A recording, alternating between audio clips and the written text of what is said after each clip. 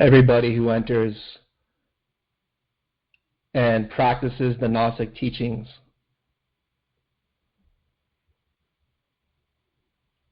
always wants to have direct experience, mystical states, knowledge of God. When we read the writings of Samael Aun Weor, it is difficult to not feel inspired by the beauty, the depth, the power of the many personal anecdotes and experiences that he conveys. He often speaks firsthand of astral projections, awakened experiences out of the body in the internal planes, the higher dimensions of nature, in which he has spoken with his inner God or the masters of the White Lodge. Jinn experiences, tremendous ecstasies of the soul. What's particularly attractive of this kind of writing is that it goes against the theories, the conjectures, the beliefs about religion or spirituality. These writings are powerful. They inspire us. And they should enliven our heart to push us to want to experience these things for ourselves. It is not the intention to merely show off this kind of knowledge. Was not the intention of the writers of Samael, the writings of Samael Aun Weor, and many other prophets. As Ibn Arabi stated, a great Sufi master, when someone raises a lamp, it is in order to show light, not to be proud of one's elevation. This is why such experiences are beautiful, are necessary. But if we wish to have that kind of knowledge for ourselves, to follow in the footsteps of the prophets, we must be practical. There are many people who study meditation many decades. People love to read about religion, about mystical experience, about divinity, but they don't practice. Many people are merely content with reading about the being, reading about experiences, and not working effectively to have that knowledge for oneself. This is similar to reading about the experience of drinking water, and yet one is dying of thirst. If you wish to understand the experience of water, you have to walk to the faucet, the well, and extract that water for oneself and to drink it. While this analogy is very simple, this perfectly illustrates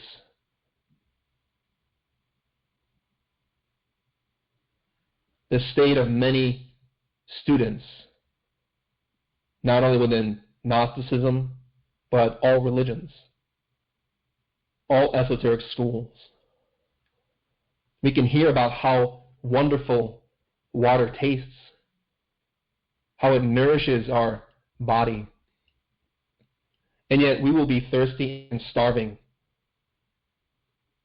emaciated, weak, if we do not drink for ourselves. This is the same nature of spiritual experience. It is refreshing to the soul. It is liberating. It is the essence of life. Without meditation, we cannot drink from the fountain of God, which is the well of our own knowledge, our own inner wisdom, our inner being. It is through meditation that we refresh our souls, that we nourish our souls, that we become inspired. It is fundamental. We cannot know divinity without meditation. It is the method that grants the capacity for transformation.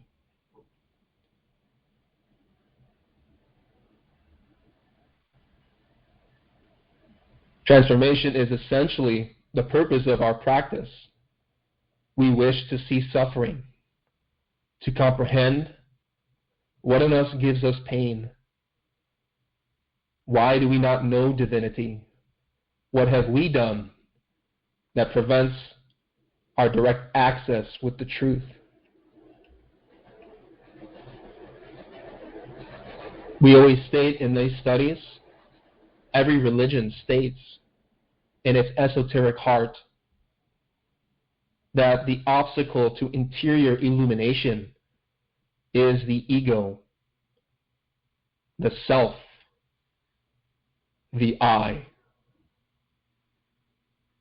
It is only when we die to the ego, eradicate the self, eliminate pride, fear, hatred, lust, that we can learn to approach divinity. We've been stating that our own conditions of mind obscure our consciousness from seeing the truth. This is well explained within Sufism. They say that in order to know Allah, to experience the truth, the self must be annihilated. The Arabic term they use is fana. It means annihilation. When we die to our defects, when we annihilate the self, that multiplicity of defects, anger, resentment, fear, gluttony, etc., we extract the consciousness that was trapped, conditioned. And that is how we generate light. The light of our soul that can allow us to see with intensity, with clarity, the profound mystical states of the being. The Sufis also state, when we have annihilated the self, we learn to subsist in divinity. We learn how to be one with God. The term subsistence in Arabic is baka. It is a profound term relating to Al-Baqarah, the second surah of the Quran, the heifer, the cow, which we've relates to an aspect of our divinity, known in different religions as the divine feminine, the divine mother, which the Muslims refer to as Baqarah. That surah is very profound. It is the longest in the Quran.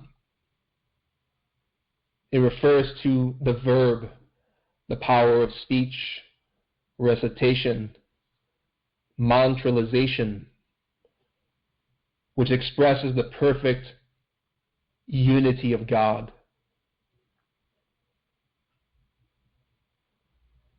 Sufism, in its heart, in its true expression, is a very profound and practical teaching through which we learn different levels of being, states of consciousness, elevated aspects of the soul and of divinity.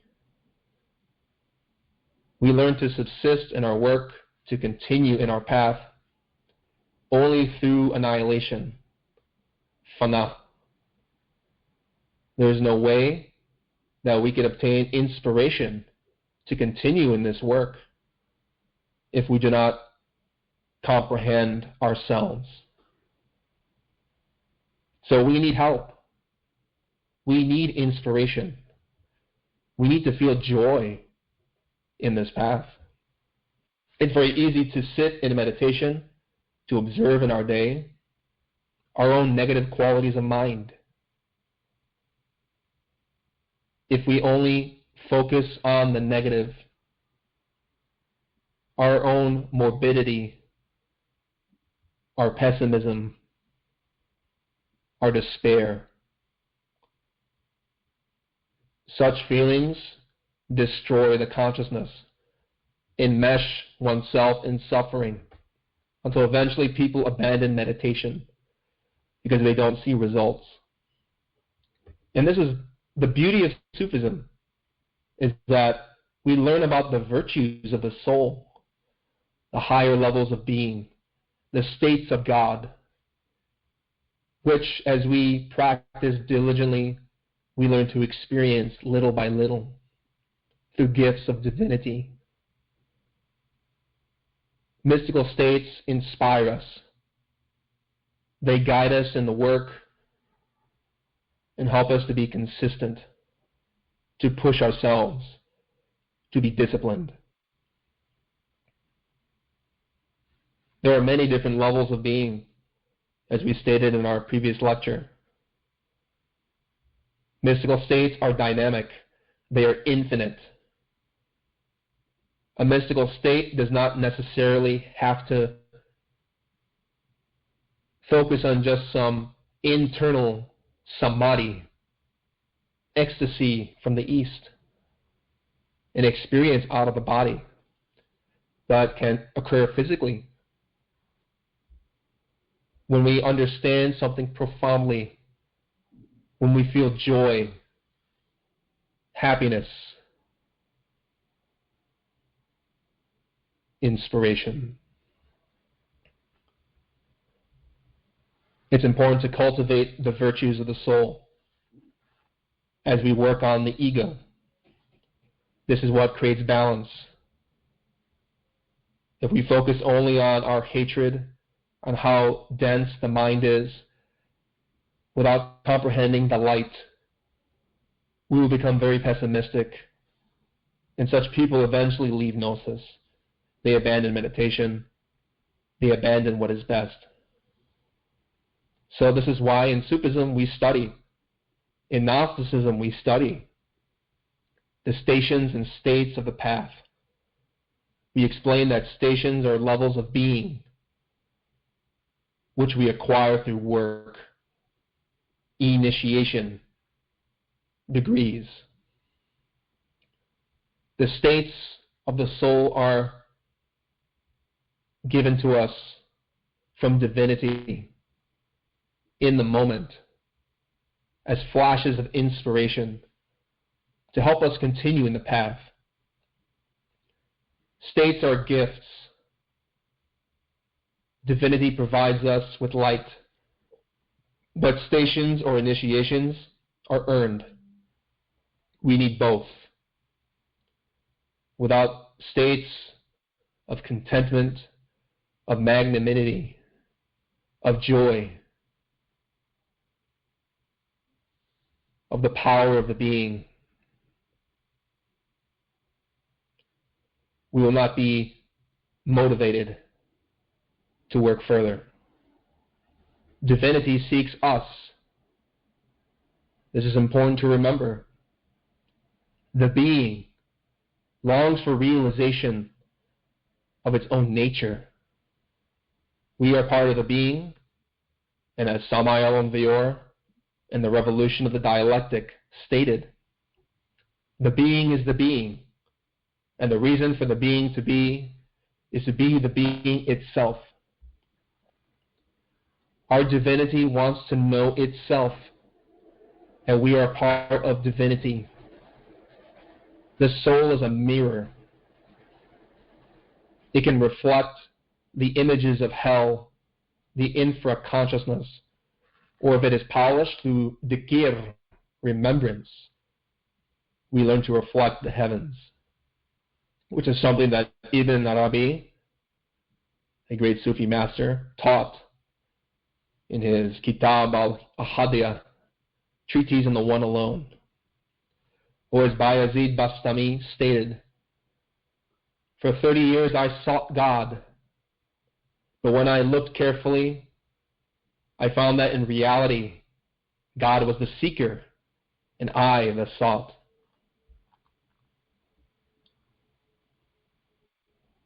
Inquietudes, yearnings of the soul.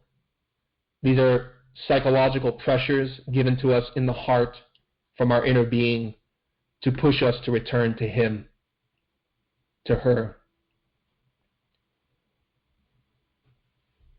Without that, we cannot rise up from our states of suffering. In this way, we study the levels of being. There are infinite levels of being. But for the sake of clarity and organization, for the purposes of study, the Sufis refer to these mystical states in many ways. As we stated, they sometimes refer to 7 states or stations, 40, 100 levels, 1,000 levels. Really, it's infinite, but we refer to different systems of different Sufi schools to understand more about ourselves, the dynamism of the soul, the great breadth and profundity of the heart. So these are degrees or initiations, the stations of the path, initiations that we earn. And so the Sufi manuals of great Persian masters especially are very wonderful for knowing, contemplating the levels of being, the mystical ecstasies of the heart and the soul. Which is why Samael Onveyor in the Aquarian message stated the 7 degrees of ecstasy through which the mystic reaches the perfect state of the soul are described in the school of Sufism. The school of Sufism teaches about ecstasy, the state and secret of our level of being is revealed in Sufism, because this is the interior state of life in God.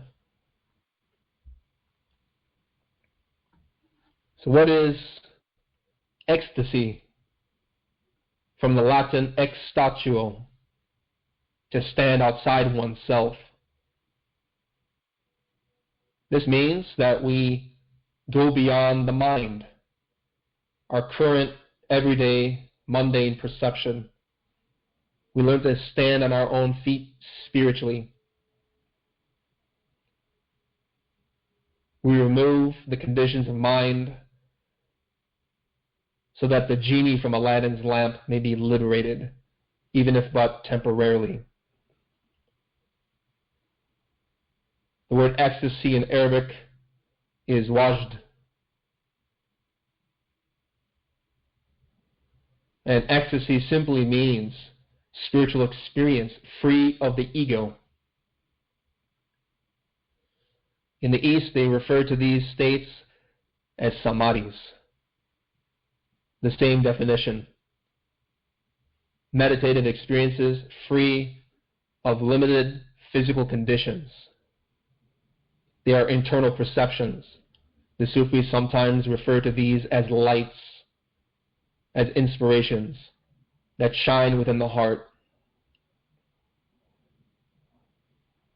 So all these states come to us when we meditate. And as we are proving our consistency, our diligence, our commitment to the being, we receive help. We receive guidance. Because there are certain experiences and qualities that we cannot obtain on our own without help. And we'll talk more about what this involves within the schools of Sufism, especially. In Gnosis, we refer to this as borrowed light. Sometimes masters of the White Lodge may provide us with experiences to help us, to push us. The Sufis call this barakah, blessings from a master, that temporarily awaken the student in a very intense or heightened, clarified state of internal perception, such as in dream yoga, astral experiences, jinn states. But in order to even receive that help, we have to be working. We have to develop ethical discipline, as we explained about Sharia in our first lecture. Ecstasy, wajd, befalls the heart suddenly and unexpectedly, coming upon it without design or artificial prompting.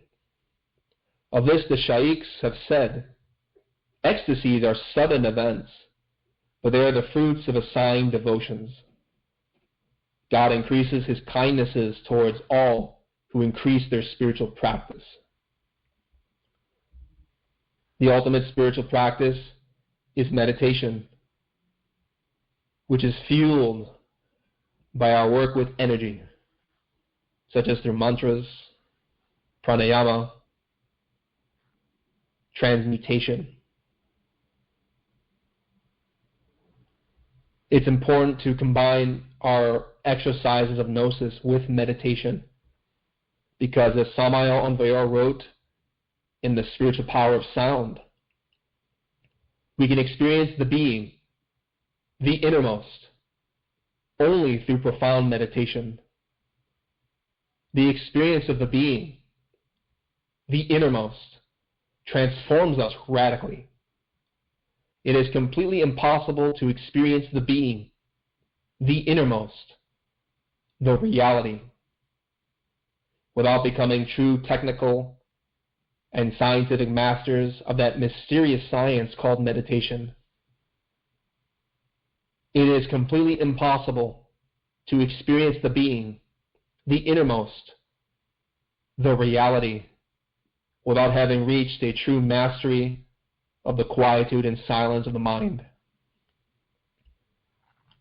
So the Sufis and our teacher Samael and Vior state the same thing.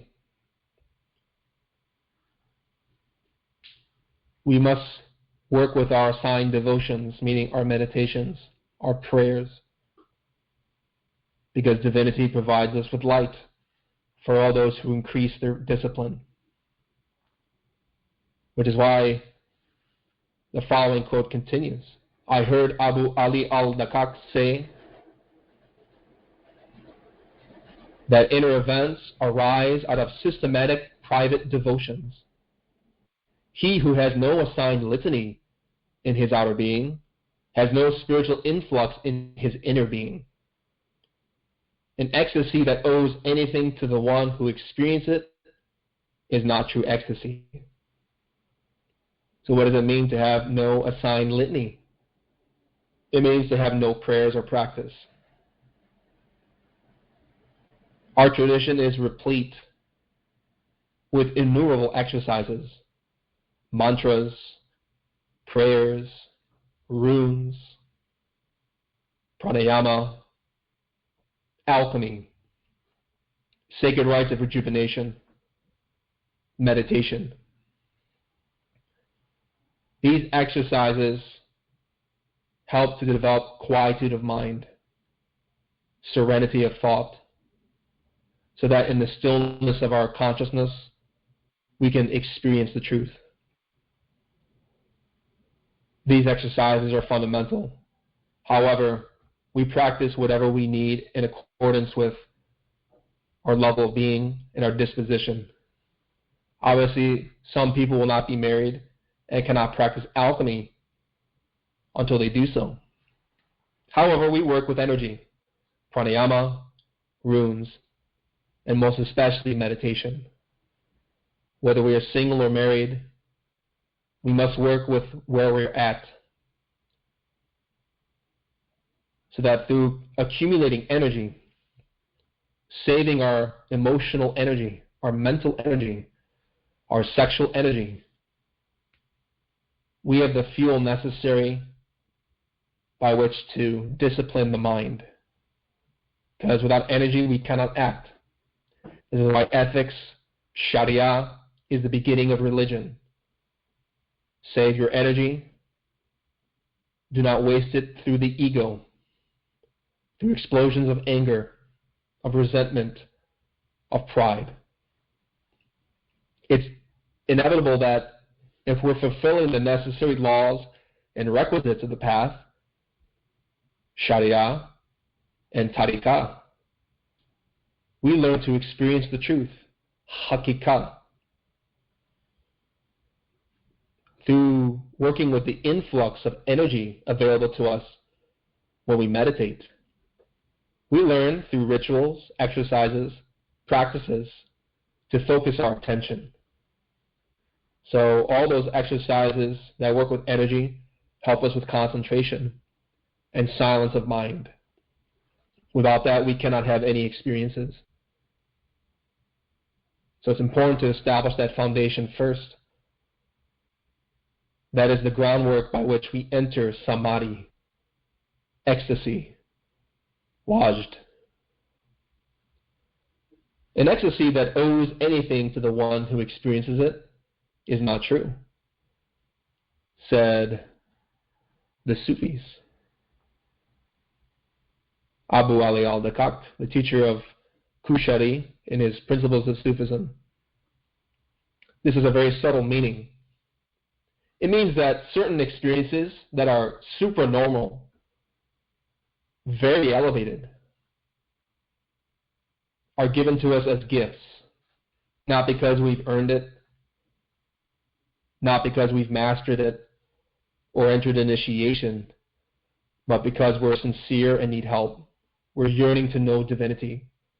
And because we're practicing, the White Lodge looks upon us and says, let us help this disciple and provide an experience, an ecstasy, so as to validate the teaching for him or her. So it's very common in the beginning of Gnosis that as we save energy, we start to have experiences. Some people have very intense samadhis or astral projections that they cannot explain. They receive blessings and help, which is known as borrowed light in our tradition. It's not light that we generate on our own, though we receive from God, from the prophets, because they want to show us something valuable.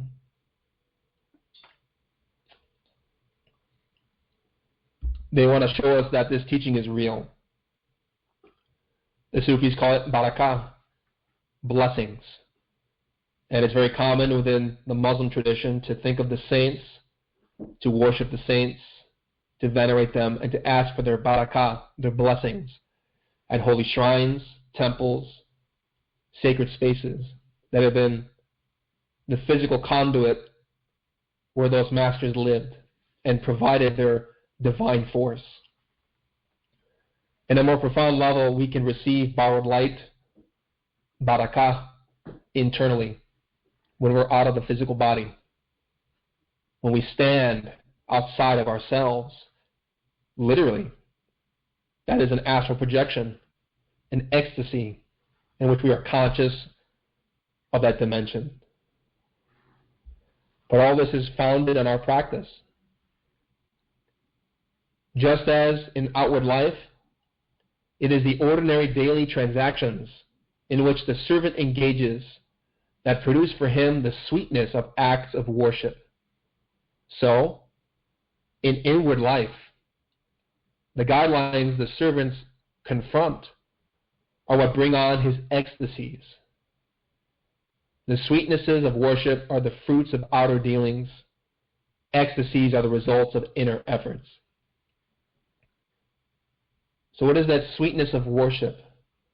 When you're profoundly meditating, deeply enmeshed in your conversation with your being, and you feel the elevation of your heart, the sweetness of the soul.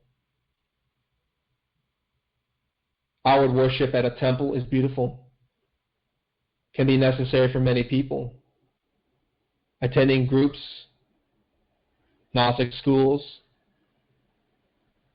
can aid the disciple to feel that sweetness of worship through group practice. We also feel worship and the sweetness of the soul in our daily job.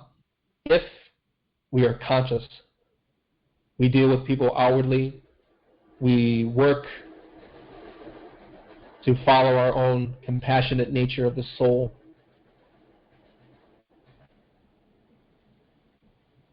Raising our level of being in our work, physically and internally. And as we are working on our own negative states of mind, we are performing inner effort. The internal is a reflection of the external. When your outward life reflects the beauty of your inward life, when you let virtue be your guide, your conscience, your motivation, we naturally develop the sweetness of the work, the joy of the work. We feel ecstasy when we comprehend anger and understand that a discovered defect is a dead defect.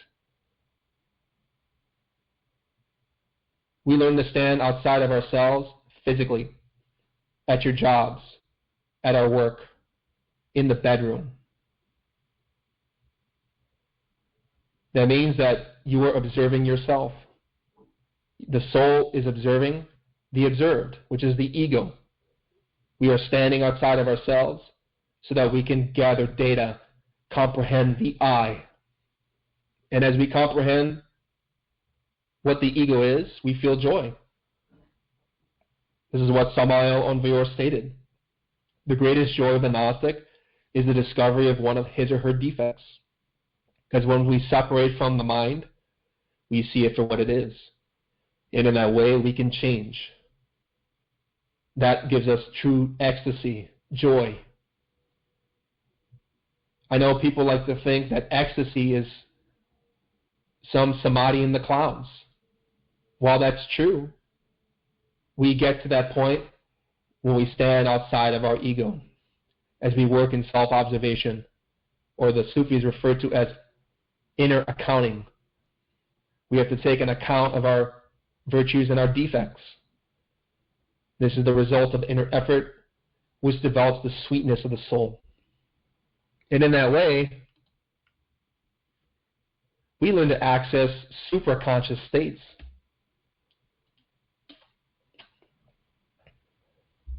There are states of being which everybody reads about and everybody craves. These are states of soul or being that are at the top of the tree of life of the Kabbalah, which we've studied previously in our lecture on stations. These are qualities of the being that are very high, which we can only experience after annihilating the ego.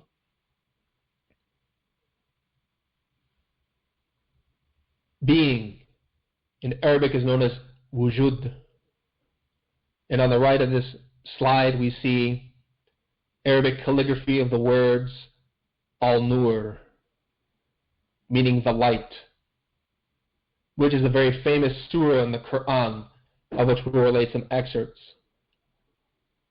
Al-Nur is the being, the light and purity of our own inner divine nature, which the Sufis and Muslims refer to as Allah. This is superconsciousness, states of understanding that are omniscient, beyond the physical universe. They know how to see and travel throughout all the dimensions of the tree of life. So to reach that point, we have to meditate. The Sufi state, as for being or finding, meaning to find God, it follows on advancement out of wajd, ecstasy. There is no finding the truth save after the extinction of the ordinary human condition, because when the power of reality manifests, the perception of material things cannot endure. So these are samadhis or ecstasies, which happen outside the physical body, and which people commonly denominate as experiences. As a consciousness, we are in different dimensions of the tree of life as our physical body sleeps. So to reach those very high experiences, we have to learn meditation, suspend the physical senses, relax the body, calm the heart, circulate the vital forces, relax the mind, and concentrate on the being. In the quietude, the divinity within our very core nature manifests. This is how we learn to find our true nature, the being, wujud, which is etymologically related to wajd, because the being is ecstasy, is a state of happiness that is so vast and limitless that it defies reasoning and bewilders the mind.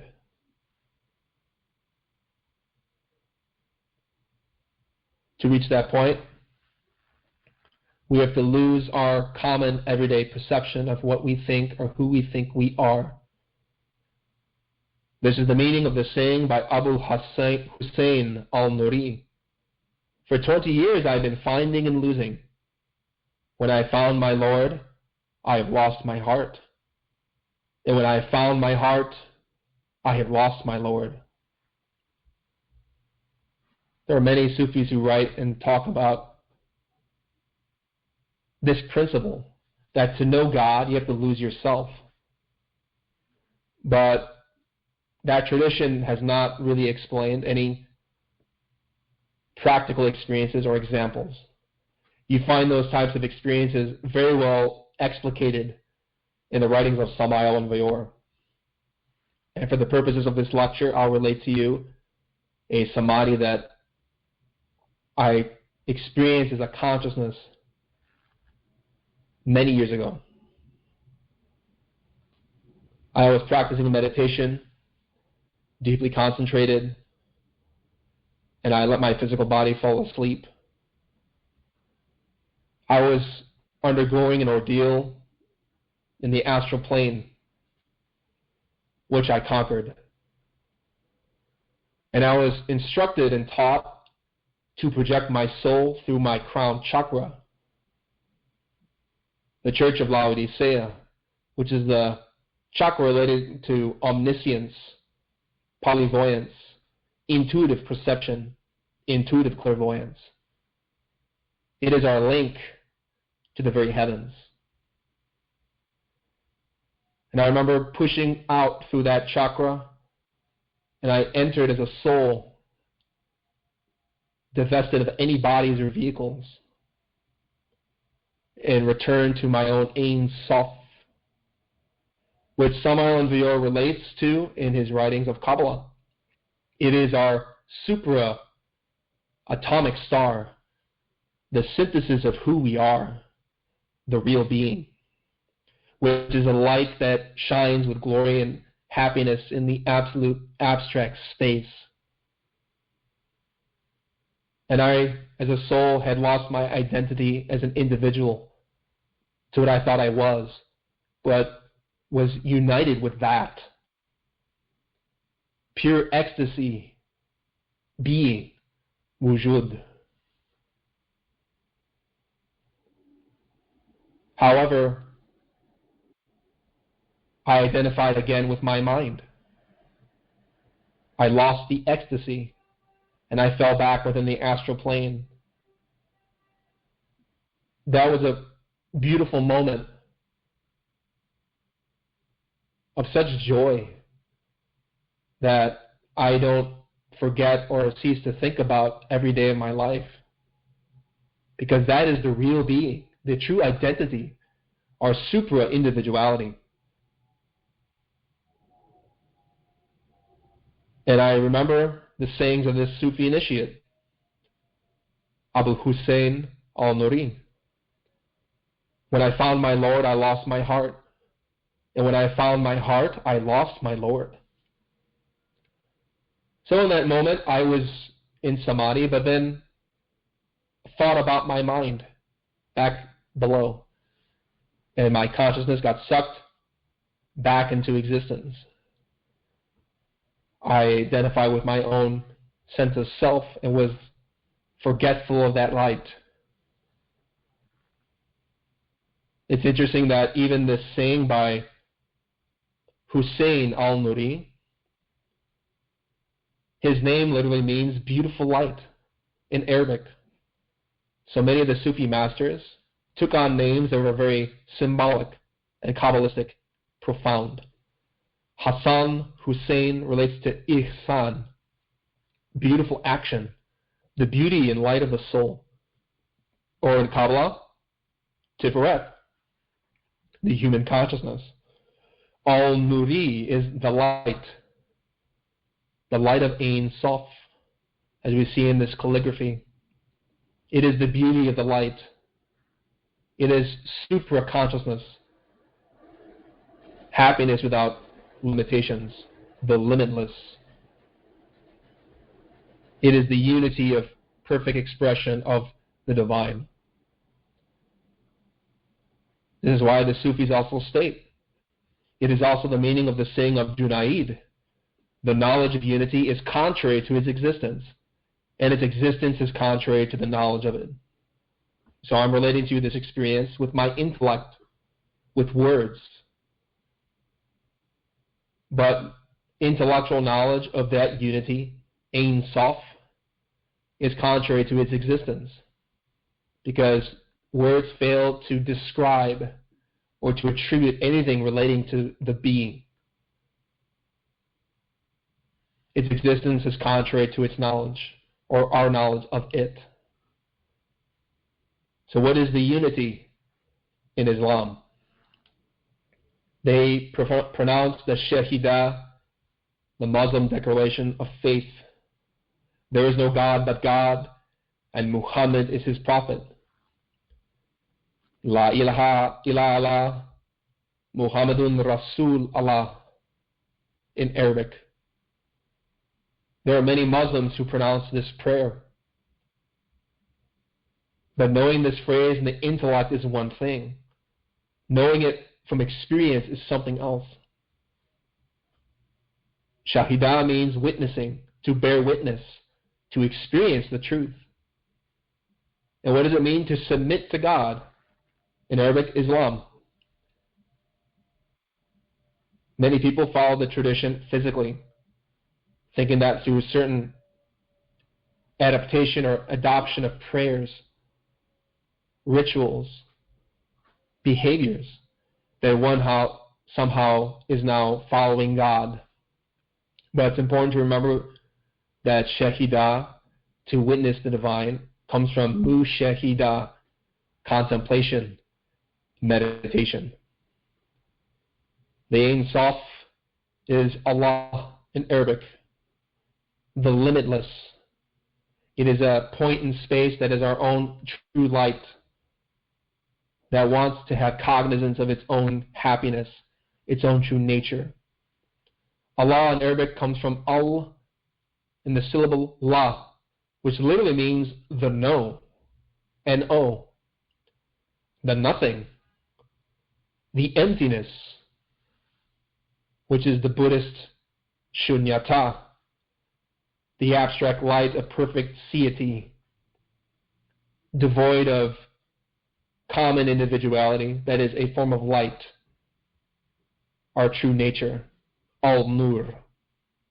That beautiful light is our own star that guides our interior, which calls us back with longing, which seeks us so that we can return with knowledge to it. There's a surah in the Quran that relates to this principle.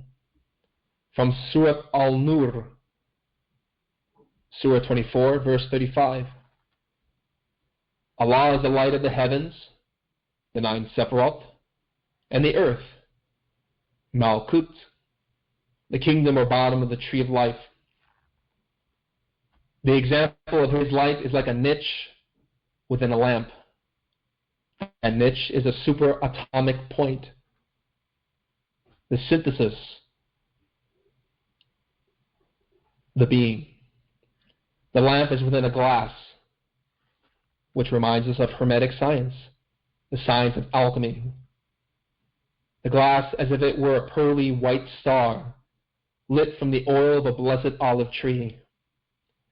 That pearly white star is the light of our true nature in the heavens, Allah Ein Sof, which we learn to experience by working with the oil of the blessed olive tree, known in Middle Eastern science as alchemy, Allah Chemia, the work with energy.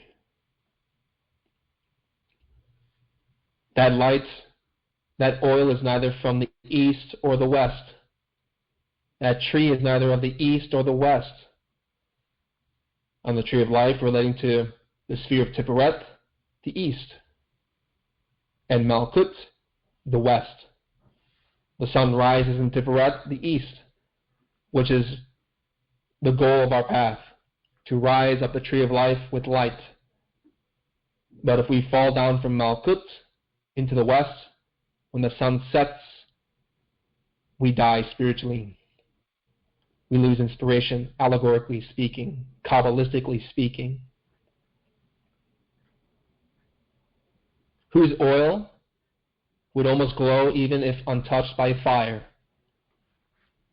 We speak abundantly in our studies of the work with the oil, which is a symbol of our sexual matter and energy, which we learn to transform with chastity and purity, so that that energy, elevated, is used by the soul, untouched by fire or lust. Light upon light. Allah guides to His light whom He wills, and Allah presents parables, symbols, experiences for the people, and Allah is knowing of all things. So we know in Kabbalah that Ein Sof, the being, is beyond the tree of life. It is the negation of all that is existent. It is our true existence, which is non-existence. It is the negation of the self, the complete annihilation of individuality as we conceive it, of grasping at me, myself, I. It is only when we fully die, even if but for a moment, that we can enter samadhi, ecstasy. Ibn Arabi speaks abundantly about the unity of God. He says that only divinity can comprehend Himself. So it's a very beautiful teaching.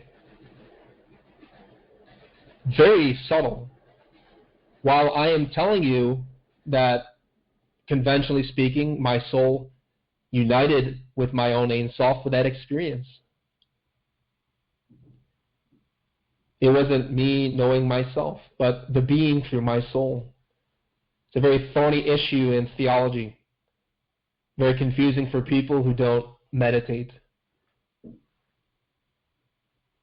We can think of divinity as light, even as a person who can only know himself by looking in a mirror.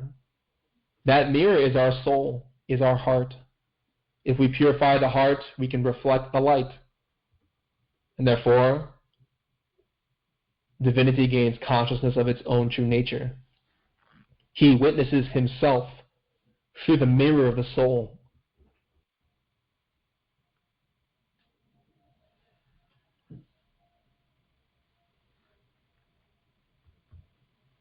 With this sense, they recite, I find my true existence in vanishing from existence, and from all apparent evidence I see.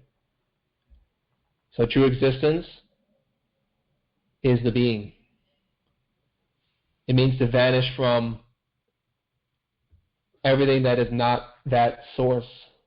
We know from our studies of initiation and the tree of life that we work in successive degrees, ascending to higher states of consciousness, until finally, at the very end of the path, we abandon everything that is manifested in this universe to return to that light. The yogis of India refer to this perfect bliss, knowledge, and being absolute. In Sanskrit terms, Sat Chit Ananda. Shivananda writes about this very beautifully in his books. We can think of it as object-subject union. These terms or principles describe the perfect state of ecstasy, in which the being is the object, the soul is the subject, and the union is completed. So in that experience, the soul that is my true nature was united with that.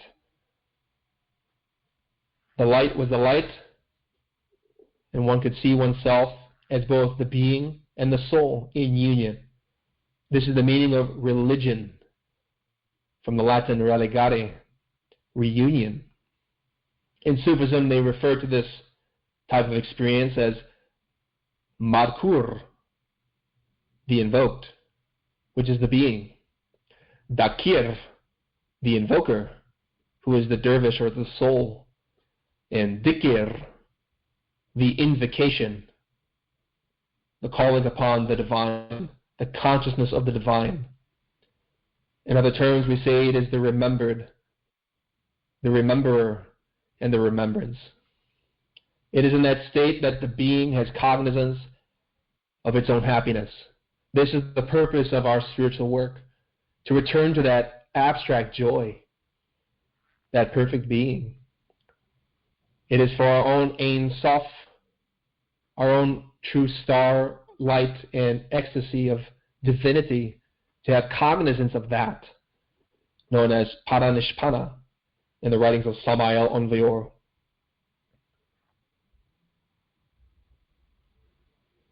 This is known in Sufism and Islam as the Day of Alast, the covenant made between the soul and Allah, that the soul will return to divinity through the path. This is scripturally validated in the following verses from the Quran, Surah 7, verse 172, Surah Al-Araf. And mention when your Lord took you from the children of Adam, from their loins, their descendants, and made them testify of themselves, saying to them, am I not your Lord? They said, yes, we have testified. This, lest you should say on the day of resurrection, indeed we were of this unaware. So this is a very famous verse within Islam that many people think refers to the literal people of Adam and his descendants making a covenant with God that they will return to their upright ways of living. Some people say this took place physically at Numan, a valley near Arafat. There are other interpretations of the Quran, known as tafsir, exegesis or commentaries on that scripture, that this occurred when Adam descended to the earth, metaphysically. Some say before that or even after. Other Sufis and other initiates comment that it happened in heaven. This is actually a metaphysical experience. Meaning, We all originated from our own Ein Sof, who is our true nature, our light, which sends its light down the tree of life into different matters, energies, and consciousness, forms of expression, so that it can return inward and upward back to the source with knowledge. Happiness is not true happiness without cognizance of that. It's a very Kabbalistic statement by Samael Vior, which you can read about in Tarot and Kabbalah especially. So the being says, am I not your Lord? Am I not your true identity? And that is our covenant, to return to the source, the synthesis of who we are. This is the voice of the silence. It is the source of our own longings and inquietudes, our deep yearnings for studying this type of doctrine is to know that, to know the unity.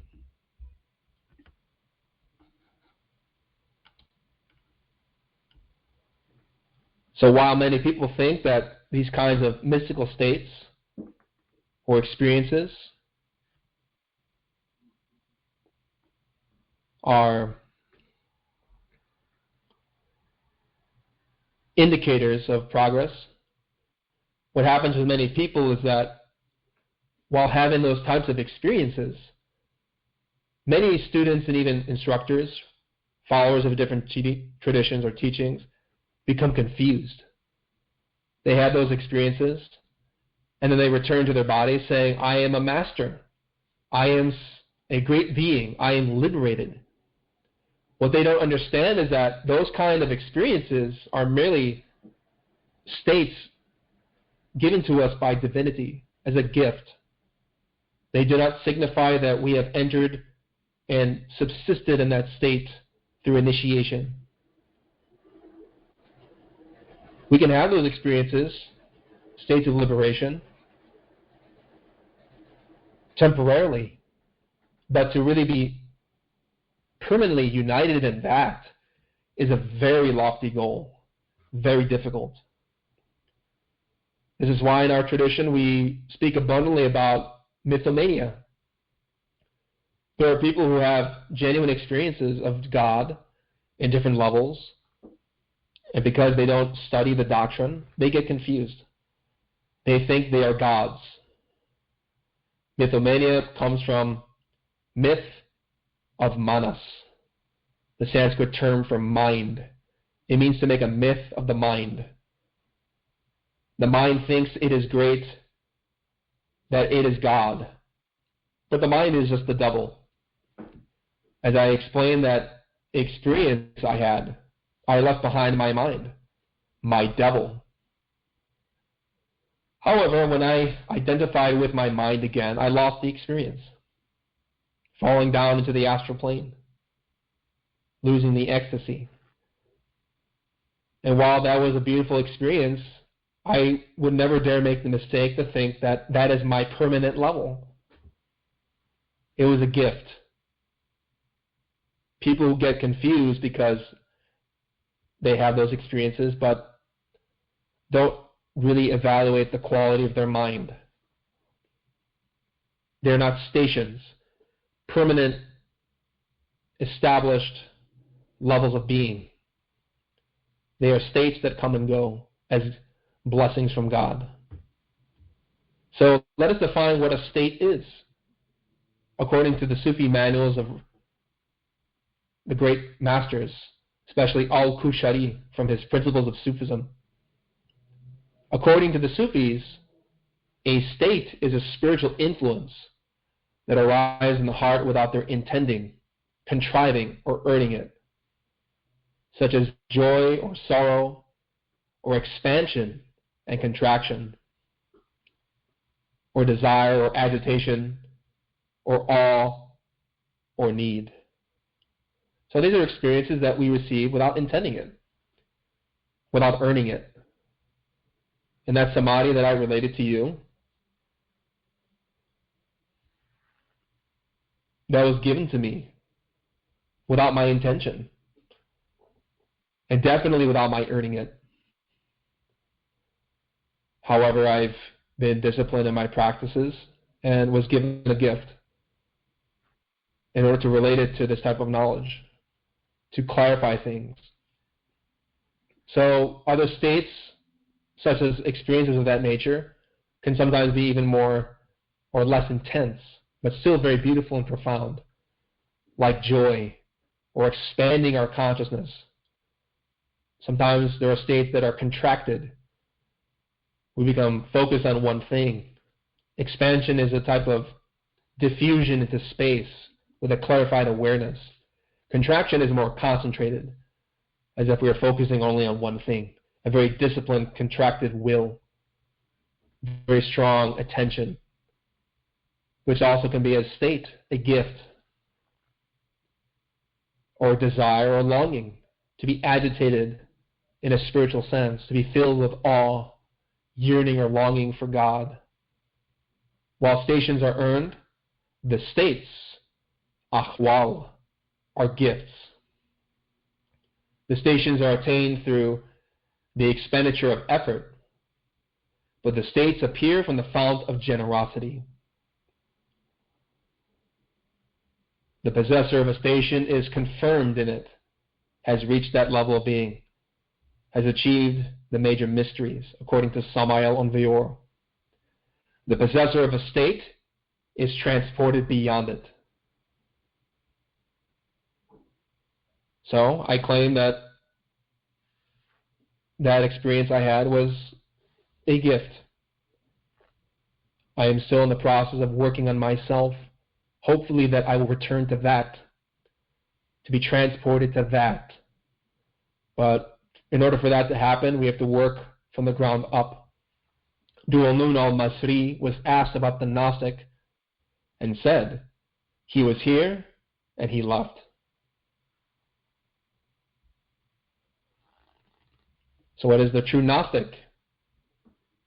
A true Sufi, one who has perfected marifah, knowledge of God, knowledge of the truth. And therefore, his or her states and stations are beyond our comprehension. So while that person can be physically present with us, consciously speaking, they are aware of all the dimensions of nature, here and now. He was here, then he left. Such beings are very difficult to comprehend at our level, because they can access all dimensions of the tree of life with will, with intentionality, are not limited to one sphere.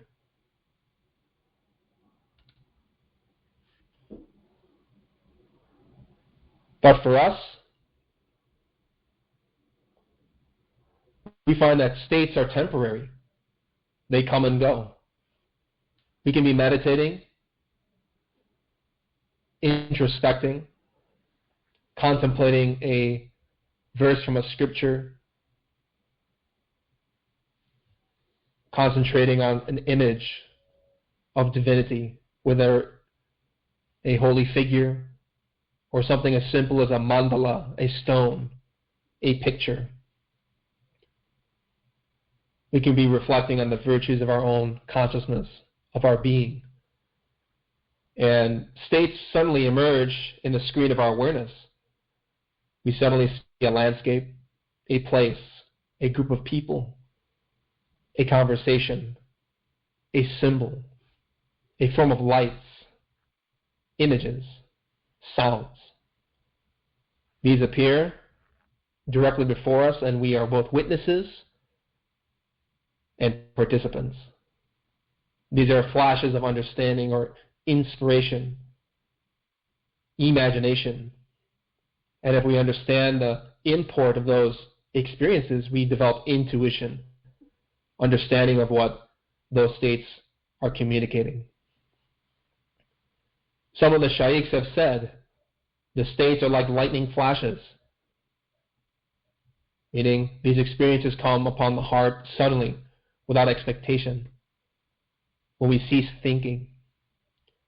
If one seems to continue, it is self-deception. Many times in our practices, especially in the beginning, we're meditating and we have an experience. We see an image, a sound, a symbol,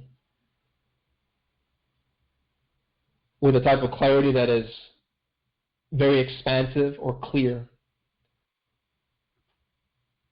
And suddenly, when we realize what is happening, we return to our body, back to our asana. Those experiences are very temporary. They come in flashes. And then we're stuck in the mind again, seeing all sorts of contents, memories, anxieties, fears, worries that continue on and on. This is the meaning of how if these states seem to continue, it is self-deception. Real states of the soul are very clear, very profound, and have a particular taste that is distinct. Therefore, we have to learn to sift through the mind and understand that genuine states of the soul appear like lightning. They appear and then they vanish.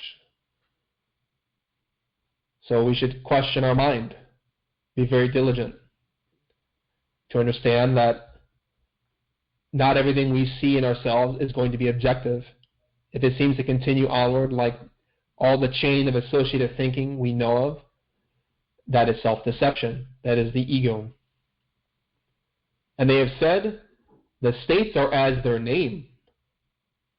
The verb hala means to change or to pass, meaning that immediately as they come upon the heart, they vanish.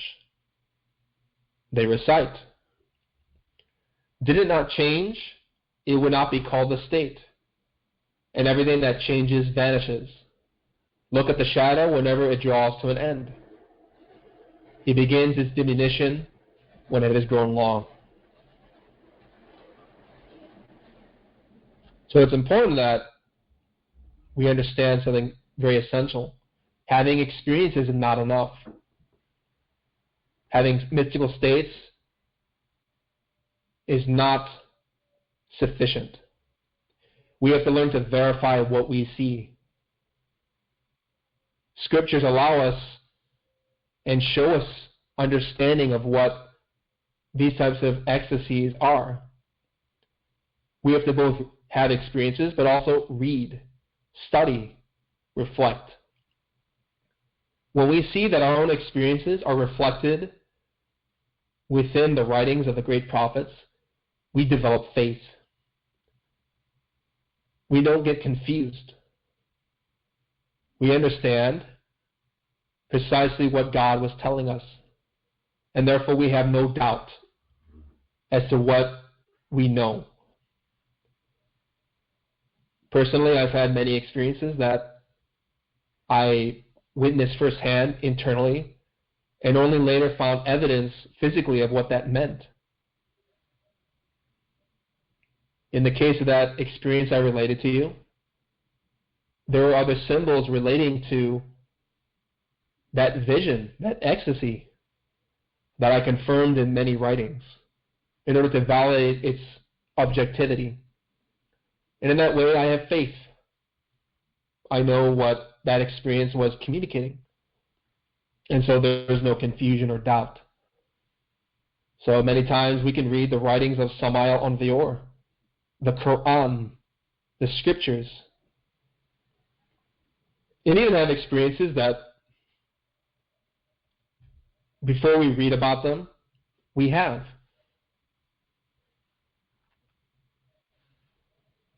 I believe I related in our previous lectures, knowing about the tree of life before reading about it, the 10 spheres, the 10 sephiroth. It's something very beautiful to have that experience and then later confirm it. It shows us that we're progressing and that we are on strong ground. We have to learn not only to be practical meditators, but studious disciples. We have to read and know the knowledge in depth. This is known as intellectual spiritual culture. Our knowledge, our studies help us to clarify and decipher our internal experiences. So we can have those types of experiences, but if we don't know the Kabbalah, the tree of life, the nature of the path, we'll be very lost. We'll be receiving messages from divinity, but not having the knowledge to interpret. Samael Aun mentions that Kabbalah is the language of the internal worlds.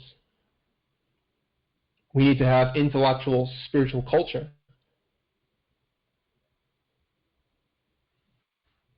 This means have a very good knowledge of every tradition, especially the Gnostic tradition, so that we learn to be balanced. Because many people can have experiences and think that they are objective. But if those experiences go against our ethics, the writings of the prophets, then we are deluded, we are confused. So experiences have to coincide with the writings. Otherwise we'll be in error. We'll make false judgments, can make mistakes. Which is why Abu Sulayman al-Darani stated in Principles of Sufism by al-Kushari, sometimes one of the subtle sayings of the Sufis stays in my heart for days, but I will not accept it save on the testimony of two just witnesses, the Quran and the Sunnah. So, we have to rely on the teachings of the prophets, those who walked the path before. That's because these initiates have very high levels of attainment. They have a lot of awakened consciousness and can explain things for us that are very difficult. We have to learn to study from masters of major mysteries, the prophets, people who've really established themselves in accordance with hierarchy, meaning their level of being is very high, such as Jesus, Buddha, Muhammad, Krishna, Moses, Khidir in the Quran, Samael Aun. We have to study from masters who we have validated, whom we know are objective. This is important because many people in our studies have committed crimes and even lost their sanity because they lacked culture. They had experiences that told them that such and such person is a black magician, a sorcerer, a demon, or experiences that are contrary to our fundamental ethics of how to behave in life, and therefore they literally committed crimes. You can read about this type of dynamic in Samael Aun book, Sexology, the basis of endocrinology and criminology, where he communicates the link between spiritual perception and the criminal code. The foundational reason why people make mistakes is because they have internal states that do not coincide with facts. They don't know how to interpret what they see. This is why study and practice is essential. Study the true sources of meditative knowledge. Because being and knowing must be balanced to establish a sudden blaze of comprehension within our psyche. When knowing is greater than being, it causes all kinds of intellectual confusion. If being is greater than knowing, it can produce cases as serious as that of a stupid saint. Study is knowledge, and practice is being. Together we produce comprehension. People who study a lot but don't experience become pessimistic, morbid, defeatist, confused. It's because they read about experiences that they don't have and wish that they can have that kind of knowledge for themselves and feel covetous of those who do. They become dark, pessimistic, morbid, angry, envious. It's important to really balance the two, because there are those who even have a lot of experiences but don't have knowledge. They become stupid saints. They can receive knowledge from God, but because they can't interpret, they're stupid.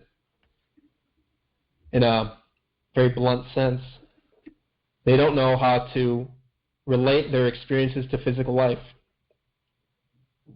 They don't know how to make their inner experiences practical for them, what those messages mean. Because initiation is our own life, lived intensely with rectitude and love. So balance the two. Read the doctrine, study the books, but meditate. Meditate on what you read. We have to learn to digest all the beautiful symbols and concepts and understandings we get from our teachers, the prophets, the scriptures. And if you have experiences, learn to find books and teachings that explain what those are. In my case, I remember having that one experience long ago, before I even knew certain aspects of Kabbalah. I united with Ein Sof, but I was bewildered because I didn't understand the real depths of that experience. I knew it was my being, but I didn't know how that related to the tree of life, the Kabbalah. And now studying the aspects of this teaching, it's become very clear. Therefore, I'm no longer confused about what it meant. And over the years, even studying more and more, and seeing that that experience is not particular to me, but has been mentioned in many cosmogonies and writings of great authors, great yogis, great prophets. So I don't claim that this is something only special to a few people, because we all have that inside. And we all can experience that. But it takes a type of work and blessings from divinity. But in order to decipher what we see, what states we experience, we have to learn to combine knowledge and being, as I said. That statement by Samael Zior is corroborated by the Sufis. Narajuri stated, the best of states is that which goes together with knowledge.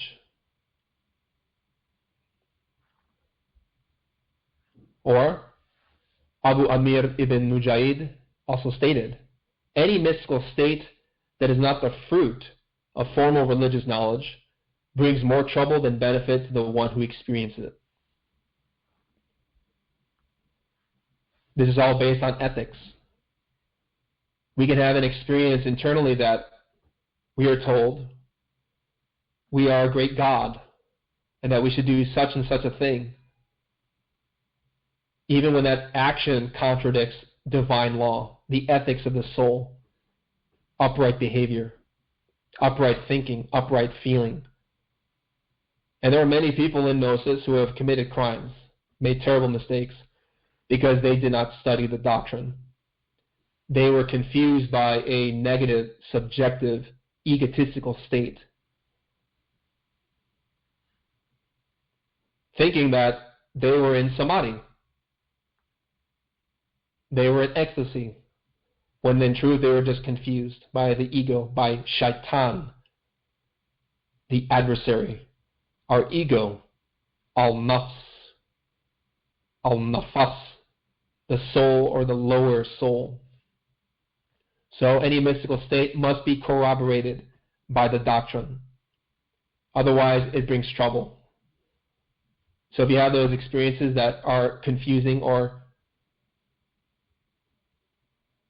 dark, that don't coincide with the knowledge, then you have to discriminate, meditate, interpret, look for the source. And if that type of state is contrary to the law, then disregard it. We have to be very exact with our concepts. Logical thought and exact concept are necessary in order to develop spiritual perception, says Samael Onveyor. I believe in the book on sexology, the basis of endocrinology and criminology. This is why we study the lives of the prophets, the Sunnah, the scriptures.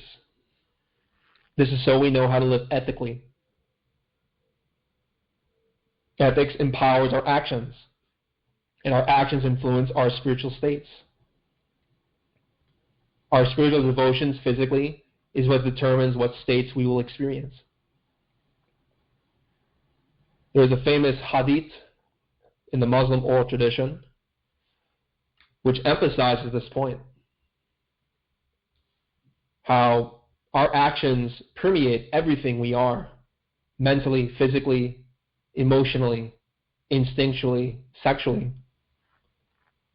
Prophet Muhammad was known to have stated, "The outer law, Sharia, is my word. The spiritual path, tariqah, my actions. And the inner reality, haqiqah, my inner states." So these three levels of instruction, Sharia, tariqah, haqiqah, are essential when we study mystical states. Everything is based upon our ethics, our code of conduct, which is the path of the heart. Without that foundation, we cannot have true inner states or knowledge, haqiqah, the experience of the being, which is embodied in the life of any prophet. So of course we emphasize again, develop your ethics. Question what you see in your mind stream. Without that, we cannot discriminate with objectivity. When we work effectively in the path, we progress into higher states of consciousness. This always occurs in accordance with the death of the ego. There are masters and prophets who, due to hierarchy, they enter incredibly vast, beautiful states that for average persons is inaccessible, incomprehensible. There's a particular beauty to studying what is known as progressive states, ahwal, because there are prophets who were so elevated in their level of being that it's very difficult to understand, but they can inspire us to change, to reach those heights.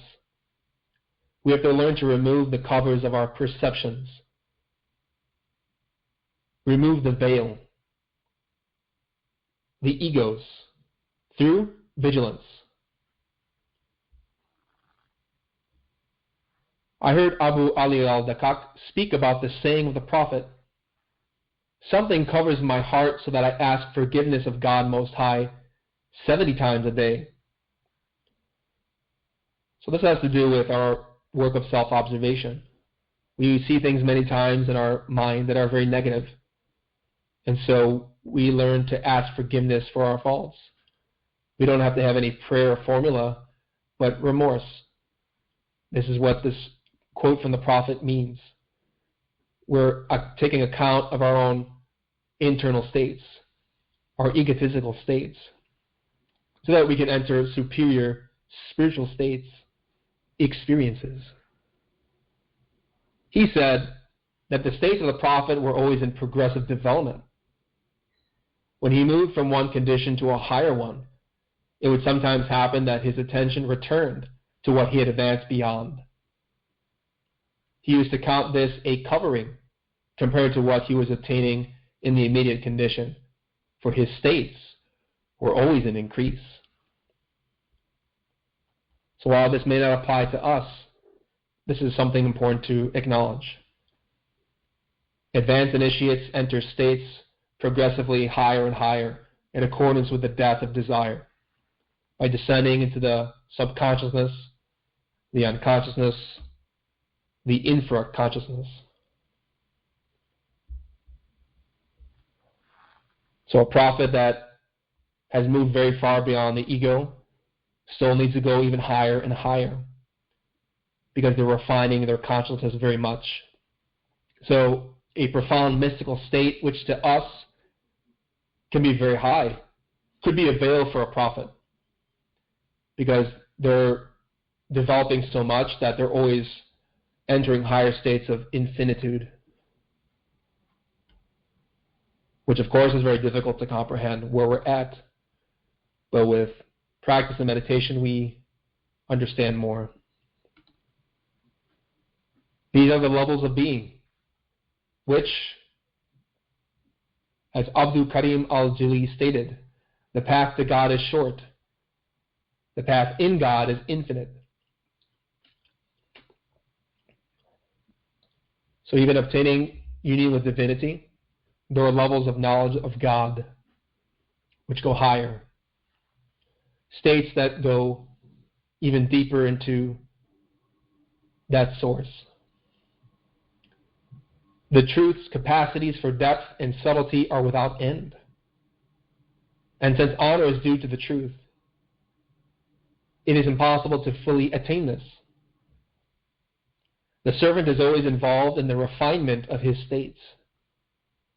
No spiritual significance is conveyed to anyone unless there is in his destiny something beyond it, to which it may transport him. This is the point of the saying, what is good in the righteous is bad in those brought closer to God. Junaid was asked about this and recited, explosions of light glitter when they appear, making a secret visible and giving news of unification. These explosions of light are samadhis, experiences, states, and they are a brief allusion to what true unification is, true religion, unity, the being.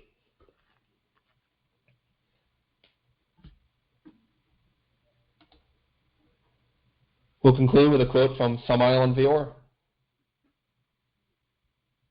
The basis of our meditation is silence and perception. Concentration and imagination produce comprehension. Concentration and imagination produce ecstasy, illumination, understanding. When our mind is calm like a lake, it can reflect the heavens. We can reflect superior states. Illumination and ecstasy come when the mind is silent, when the mind is quiet. Drowsiness in combination with meditation produces ecstasy. God searches the nothingness in order to fill it.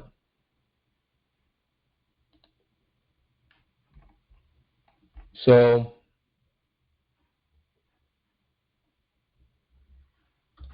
if we wish to have those types of experiences,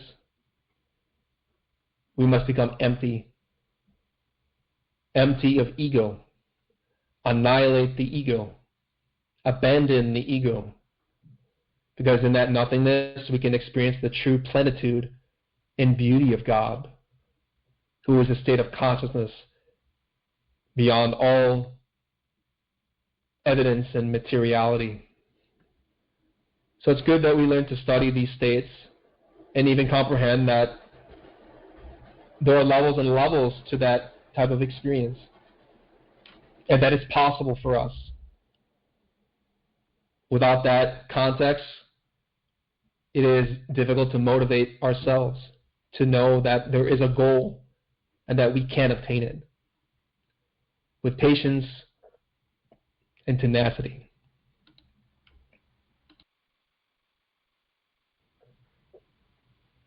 Do you have any questions? I'd like to ask whether or not, besides just telling us to, meditate and quietude and things like that, the Sufi have any specific practices that are, that is known that we can, learn about? Yes. Oh, good. They speak abundantly about invocation, and very commonly within the Sufi schools they practice what's known as dhikr, which means remembrance in Arabic. It can also mean invocation. In simple terms, this means mantra.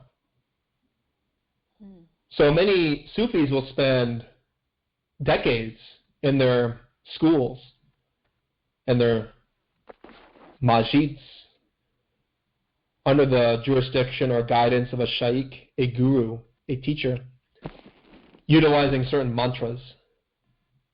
So a very common one is Allahu Allah. They say these mantras out loud, repeatedly in groups, together in unison. And many times they even encompass these mantras with dance, which is a very sacred form of religion.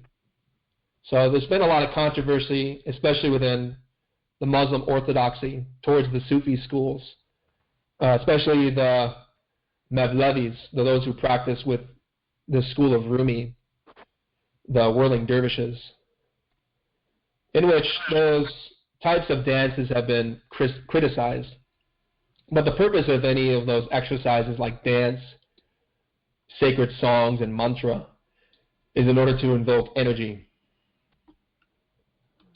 So I want to make sure that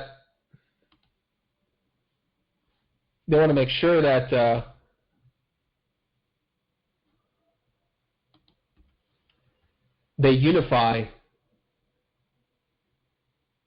song, mantra, movement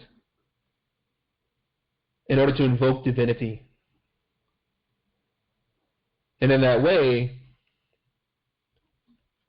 they bring in good energy. That energy helps to silence the mind, to concentrate the mind, to obtain serenity. Primarily because serenity is developed by working with sacred sounds. The Sufis place special emphasis on this.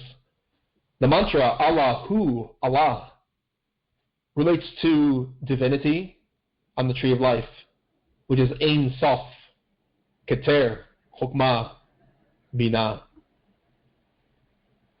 as well as Hu, Hu, which means spirit, Chesed, the compassionate, the merciful, which is why in the Quran it teaches Bismillahir-Rahman-ir-Rahim, in the name of Allah, the compassionate, the merciful.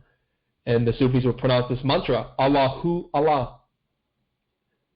And those mantras help the Sufis to obtain union with God. So in that experience I related, I was experiencing my own inner Allah, or experiencing the absolute through Hu, which relates to the breath, the spirit. So the breath is deeply related. The mantras are deeply related with energy, with the divine. They also perform exercises of dream yoga, but especially by working with mantra. A lot of the exercises that the Sufis practice in the most esoteric sense are very well hidden, which is why you won't find many aspects of that doctrine publicized. However, from the writings of Salman Vior, it's easy to see that there are exercises that they do in secret, especially alchemy, transmutation, meditation. I remember even being on YouTube and looking at a clip and a video of a Sufi group. They were performing Hamsa. They were spinning, performing the dervishes, and breathing in unison with music in harmony. So the Sufis know this doctrine, but they don't publicize many hidden roots that we study openly. But there is that relationship there. Thank you for the explanation. And I'm guessing that, the Sufis practice, even though not very publicized or published, that the practices from Master Samael, like you said, Hamsa, that probably pretty much include a lot of what Sufis do, right? Yes. You got to remember, too, that Sufism is still a very Piscean tradition. They're very well known for their conservative nature, keeping their most esoteric practices hidden. That tradition is especially very occluded, meaning they don't give their practices openly. But the truth is that they do practice the whirling dervishes, such as the sacred rites, which we have many similarities to, but that knowledge is not given openly. The Aquarian knowledge is very different. With the Aquarian doctrine, these practices are available to everybody.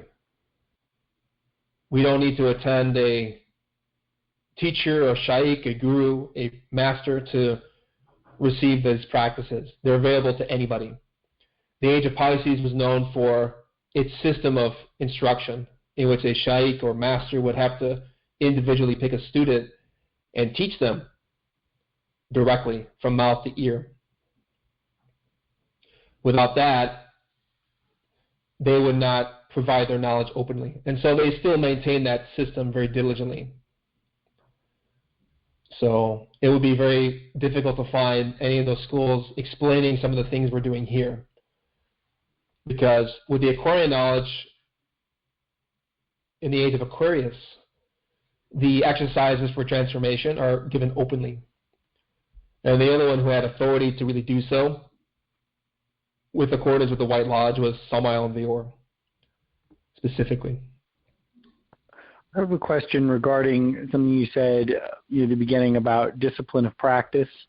In the book study, that one of the first chapters in the book talks about discipline and the need to not have discipline.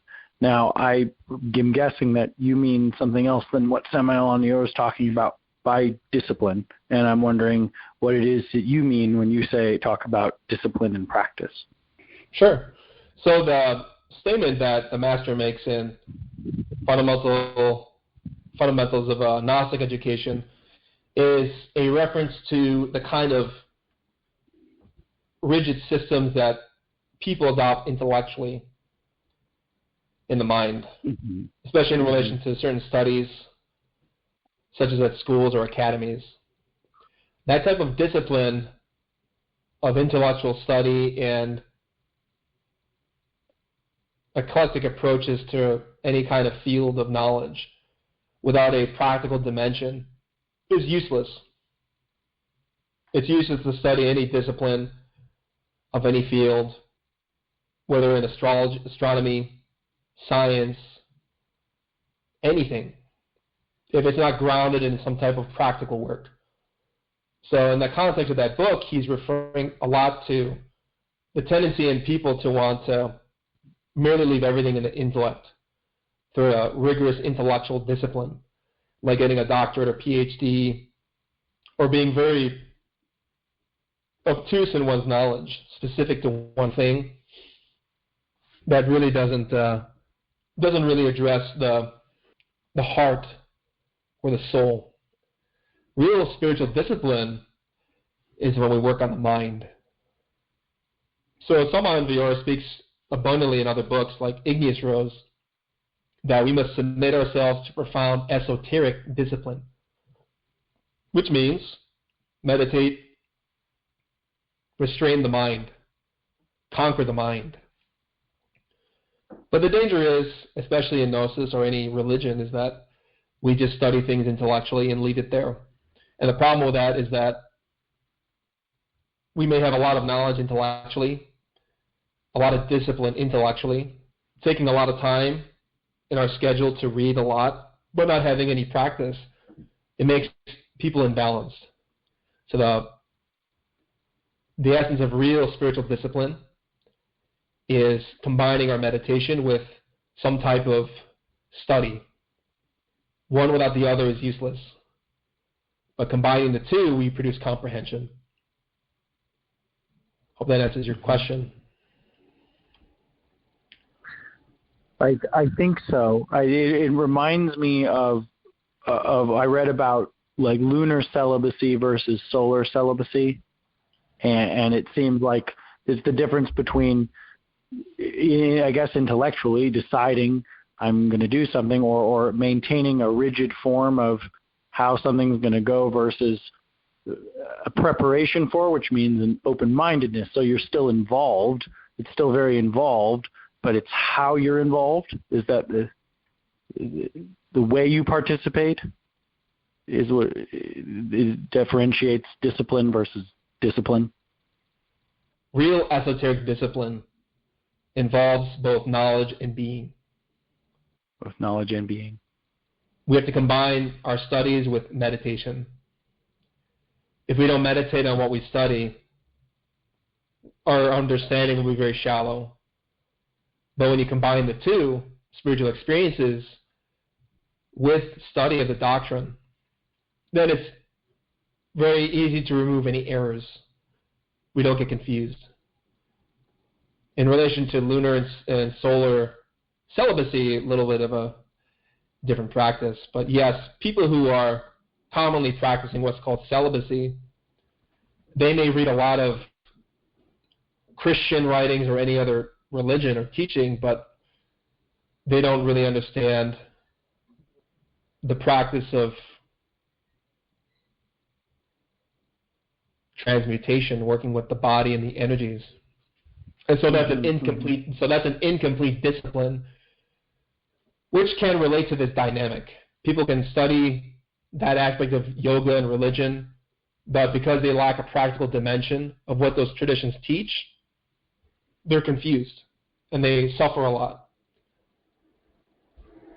So, but real discipline is when we combine esoterically meditation, transmutation, service for others. Knowledge and being have to be united. Without that, we don't comprehend anything. Mm-hmm. Mm-hmm. Okay, thank you. You're welcome. Hi, great lecture. My question is kind of in regards with the probably stages of meditation, and I believe Master Samael talks about in igneous rose, I think, sure, as a tiny dots like appearing in the vision of the meditator in a daily basis, or like, in not particularly in the meditation session. I don't know if you're familiar with that quote. So you're saying to have an experience of some kind of vision, even when not in meditation? Yes, I think he says it's color yellow, color red, and I believe the third one is blue, and it's sort of like a stage. I believe he explains them as the stages of the concentration you're maintaining throughout the day. And how should we, if we receive that, how should we look at it? Is like a phenomena, experience? Is it something earned? And it seems like it's coming and going and coming again. How should we look upon those things, I believe? Samael Villar mentions in Igneous Rose how, as we develop our meditative practice, we learn to start seeing visions and images even when being physically active. He refers to this as clairvoyance, spiritual perception, which can form as a type of psychic imagery in the mind, the consciousness, the third eye between our eyebrows. He explains how if we're really diligent about meditation, we'll start to understand more things relating to our daily life. We can be physically active involved in our activities at work, being with people, and he explains how suddenly we may start to perceive psychic imagery, understanding of the thoughts, emotions, and motives of other people. He refers to this as clairvoyance. It's a profound form of concentration, our attention, where we're focused on what we're doing. And in that way, we start to become inspired by what we see in other people and ourselves. He also explains in other books that inspirational knowledge pertains to our understanding of interrelations, interdependence, how our thoughts and the thoughts and emotions of others interrelate. And to see that in a conscious way can occur with imagery, understanding other people based off of that kind of perception, which doesn't have to just occur when we are sitting in our posture in a silent room in the dark with eyes closed. It's good to see more and more things, more internal states in relation to external events in the process of meditating. And the Sufis speak a lot about this too, that we have to learn to match our internal state with the external event. And that comes about by understanding what we perceive. So questioning our internal states, which can be positive or negative. We have to learn how to judge, to comprehend. And images can occur as we're interacting with people. It happens quite often. And it will happen more with greater clarity as we are refining our meditative practice too. Okay, and in the same line, I would say, how can, I don't know how to phrase it, so how can we understand that at the same moment without letting the mind doing the judgment? You know, if you say, Sure. if you feel something from someone, let's say the mind labels it as a negative, but you know that it isn't actually negative, everything is a lesson, and everybody has their own being. So how can we have all the situations going into the positive or constructive way, even though they appear at the surface as a gossip or it's something that we don't want, to happen? Sure. Comprehension occurs as a result of following our inner judgment. That voice of conscience that says this is right and this is wrong. In most cases, we tend to follow our mind, which can be clouded and confused and burdened with a lot of negative emotion. In order to understand what we experience and what is objective, we have to follow our heart. Your heart will tell you that this situation is negative or positive, or this internal state is wrong or good. The only issue is that, as you've mentioned, we have a lot of ego, or you've implied that it's difficult to discern what's positive and what's negative, what's objective. Yeah. So the solution is, because our senses are very deceiving, our mind is very deceiving, even our emotions can be very deceiving, we have to learn how to clarify our attention. And this is really the value of meditative practice, is that after a day of self-observation in which you've seen or witnessed certain things, we've acted our best in the different circumstances of our jobs or family life, we go home, we sit, we relax, we suspend our senses. We work with energy, circulate the vital force through pranayama, mantras, or even sexual alchemy if one is married.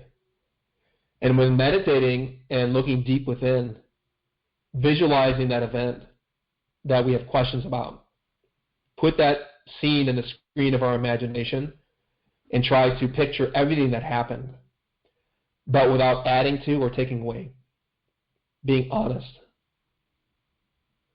So learning to be honest is a combination of two things. Sincerity is developed in the moment when we see a state or action in us that is negative, or we sense is a negative thing. We may not act perfectly in the moment, in many cases we tend to follow what our ego wants. And we feel the consequences and the suffering resulting from that.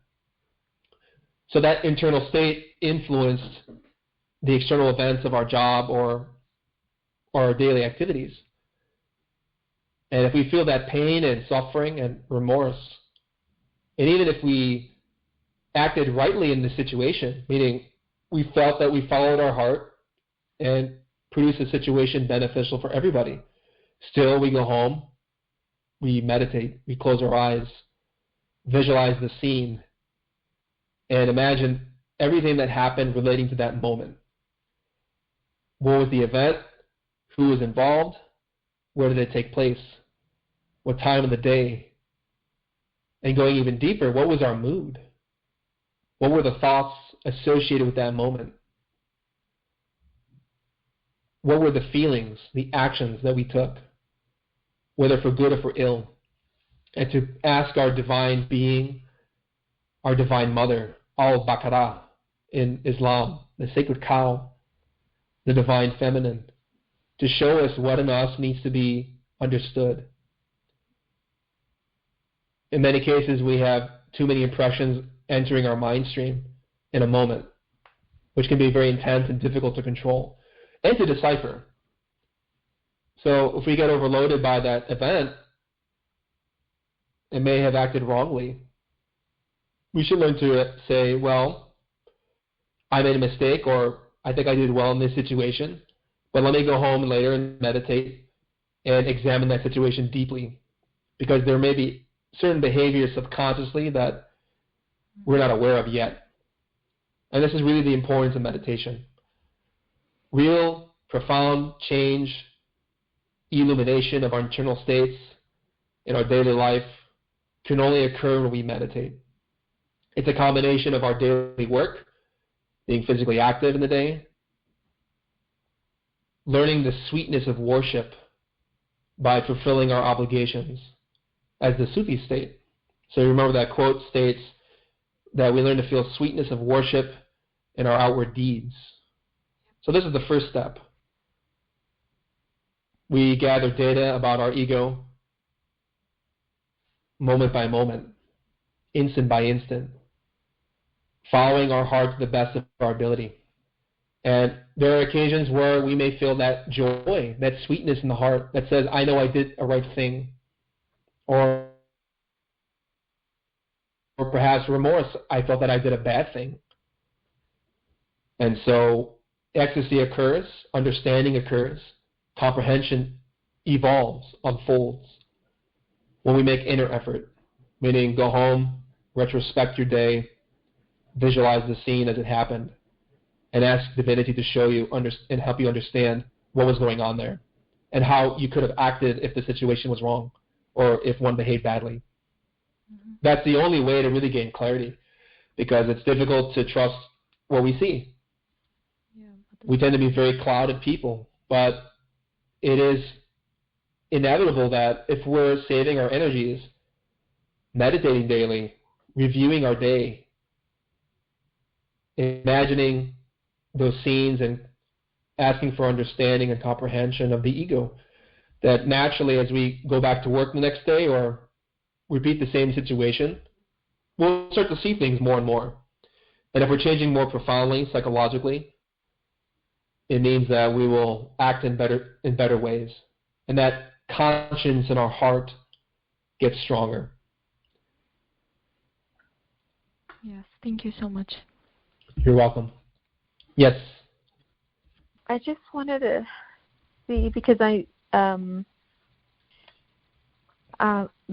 wanted to ask you at the beginning when I first started studying, I only focused on, just the intellectual part, like just reading and reading and reading, until I kind of build up my practices little by little.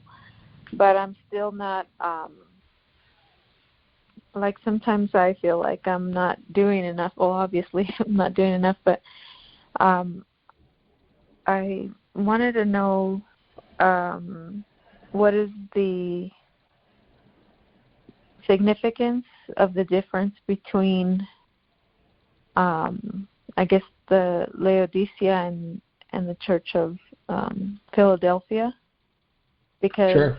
I was meditating and I went to a place and it was very beautiful, and I asked them what that place was, and it was an older man. He said, "This is Philadelphia." So I'm not sure. And then later I see, there's the two glands, but maybe I'm not doing enough, or I don't know. I don't know what that meant.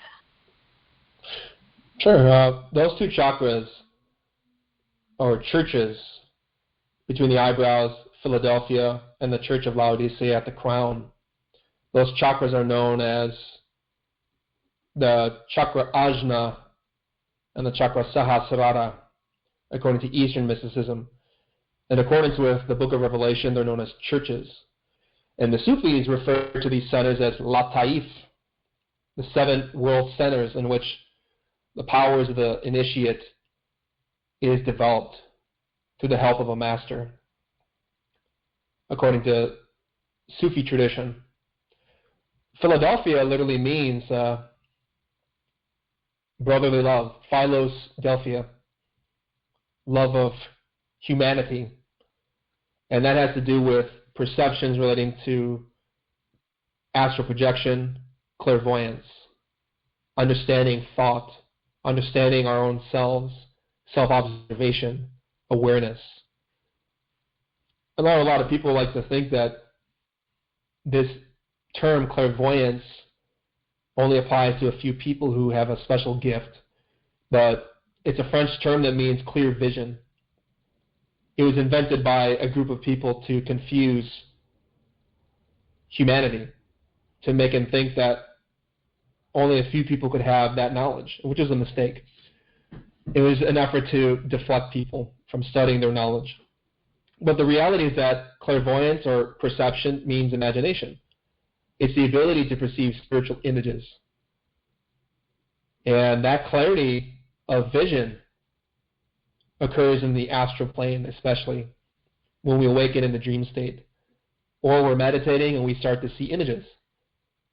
They can be experiences or landscapes, as I said, lights, illumination, internal states of the soul. Those visions greatly apply to what we experience in meditation in terms of imagery, psychic experiences, visuals, sounds even. Sounds can also relate to the chakra of the throat, which is the Church of Sardis in the Book of Revelation, relating to sound, mystical sounds. Those centers are active when we calm the body, calm the heart, calm the mind. And get deeper more and more as we're practicing self-observation, as well as imagination exercises. Meaning we take an image, we visualize it, and try to picture it with clarity between our eyebrows. We also develop that type of perception when we are in our work of self-observation. It is a profound form of clairvoyance to see the ego objectively, to separate as an observer to the observed. The soul, the consciousness, is observing the nafas, the ego, the animal eyes, the lower soul, desires, according to the Sufis. And learning to separate from that, we develop greater clarity of perception. And a lot of factors pertain to that element, but the primary one is in accordance with the name of Philadelphia, Philos Delphia, love of humanity, brotherly love. We develop that chakra profoundly when we eliminate anger, because the opposite of brotherly love is hatred. If you want to develop that type of perception with greater clarity, illumination of the soul, we have to learn to eliminate negative internal states, the ego. Which is why in the end of, or in that excerpt from the Aquarian message we read, God searches in nothingness in order to fill it. If we're filled with anger, we cannot reflect God. Anger ripples the mind, the lake of the mind, makes it agitated. And therefore the images of the superior worlds cannot reflect in our meditation. And likewise in our daily state. If we're not working on that negative emotion in our daily life, we won't see with clarity. It'll be difficult to understand right from wrong, to observe our own egos in action. But when you develop serenity, love of humanity, the mind calms, we transform our situation, we see our perception, our situation with clarity. But even beyond that is the crown chakra, which is much higher. It has to do with very elevated experiences like the one I related to you all tonight, in which you leave behind the universe and enter the states of the being which are beyond thought, feeling, and will.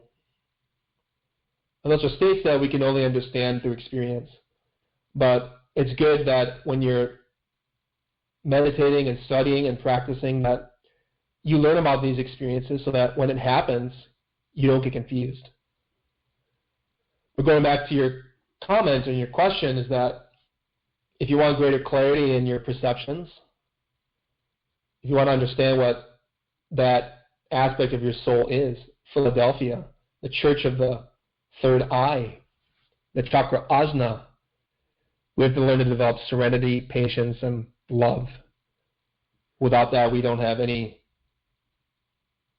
clarity in what we see. Because sometimes our perception, that third eye, can be negative if it's charged with pessimism, resentment, negativity. And therefore, everything we see will be clouded with that element, which is why when people are filled with anger, they don't see clearly. They can't rationalize. But it seems that the experience you just related has to do with the beauty of the soul that learns how to see with objectivity. Because the Church of Philadelphia internally is very beautiful.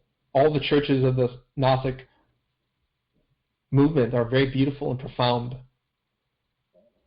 So there are places that you can visit internally, but also relates to certain qualities of perception.